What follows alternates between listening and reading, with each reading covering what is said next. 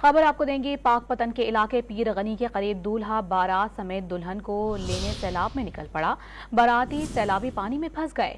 Rescue ٹیموں نے دولہا اور باراتیوں کو کشتی کے ذریعے ریسکیو کر کے محفوظ مقام پر منتقل کر دیا ہے۔ تو یہ خبر آپ کو دیکھ رہے ہیں پاک پتن سے، جہاں پر پاک پتن کا علاقہ ہے پیر غنی کے قریب دولہا بارات سمیت دلہن کو لینے سیلاب میں نکل پڑا ہے۔ کیا صورتحال ہے، جانیں گے ڈان نیوز کے نمائندے حسن رضا سے۔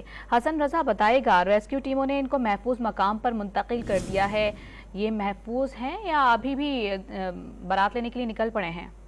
بالکل، پاک پتن کے نوائی علاقے پیر غنی کا رہائشی محنت کش محمد اسحاق جیسے ہی برات لے کر نکلا تو دلو والی بہنی کے قریب دریا کا کٹاؤ شروع ہو گیا اور دریا کا زمینی راستہ بھی منقطع ہو گیا۔